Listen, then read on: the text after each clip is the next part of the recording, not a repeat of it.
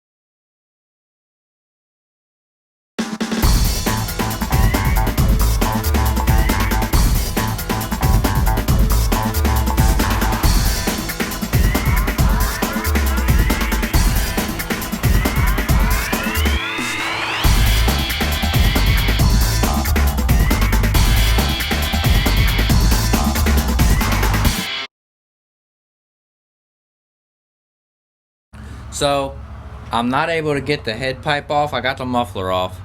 I can't get the head pipe off because the nuts are froze up on the studs and they're rounded off. I can't get them off. And I got the bottom one off, but I can't get the top one off because the frame's in the way. But I'm pretty sure I can get the motor out with the head pipe still on there. So I'm gonna go ahead and try to pull the motor. Hopefully I can get it out. And I'm pretty sure I can get the head pipe off with it on the bench. but I'm gonna go ahead and try to pull the motor.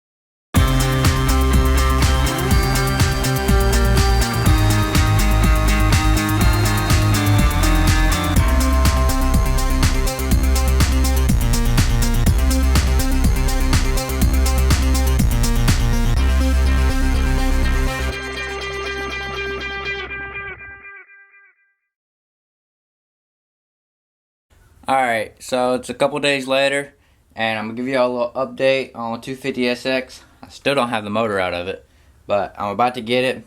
And the motor mount on the back, up under there, you can see the hole.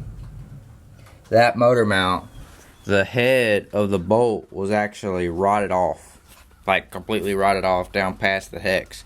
So I couldn't get a wrench on it, or couldn't get in there with a pair of vice grips. Here it is. I had to reach in there and file it off, so I could file the head completely off so I could drive it out. And it took about 2 hours, but I finally got it out. Got the whole motor unhooked, ready to get off.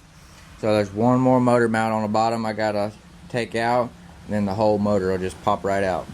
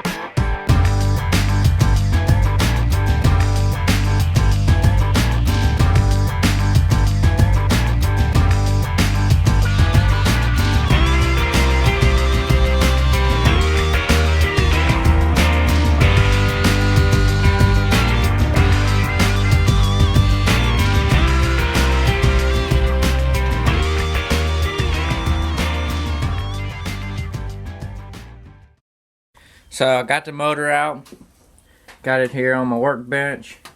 So I'm gonna try to get this head pipe off. This is the nut I couldn't get off because the frame was like right here, and it's rounded off, so you can't get a socket on it. And I had no way to get in there with a pair of channel locks or a vice grip or nothing. But I think I'm gonna be able to get it now. And here's the bike without the motor in it. You can see how much rot is on this frame, but it's all still good. All the rest of it except for the frame is still good. So I'm gonna work on the motor. I'm not positive how much motor work I'm gonna go ahead and do on it, but it really needs a rebuild. But I think I can get away with it for a while, so I might not spend the money on it right now because I don't really have that much right now. So I might put it towards other things that I really need, like bearings and stuff like that for this bike. But I might go ahead and put some into the motor and get it running a little better and freshen it up a little bit. Or I might go ahead and completely rebuild the top end. But I don't know yet. But now I got to work on swapping over all the wiring harness to the frame. And I'm going to take and paint all the battery box and the rear end and all the axle and everything. I'm going to pull all that out and paint it and put it in. And the forks, rebuild the forks and paint the lowers and put them in. And all the front wheel and the rear wheel. So I'll paint the rims. And so I'll also paint the shock. And I'm going to paint the mounts black, and I'm going to paint the spring red on the shock. So I think that'll look pretty good to have the spring part red. So that's all for today. I got the motor out. That's what I want to get done. And if you do this yourself, a good idea, what I didn't do because it's been raining like non-stop lately, but take it and wash it. Give it a good pressure washing before you start taking the motor out. It'll make it a little easier without all the dirt on it, but I didn't do that because it's been raining a whole lot. It's still sprinkling a little bit. You can hear it on the roof every now and then. But that's all I'm going to work on today in this video.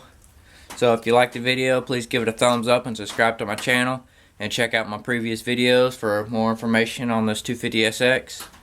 And also, I got two 185S's. This one closest is a fairly new one to me, It's a 1982, and I'm just building it up a little bit and fixing it up. I'm not really going to do a whole restoration on it like this one. And this is a 200S I'm going to be restoring after I get the 250SX done.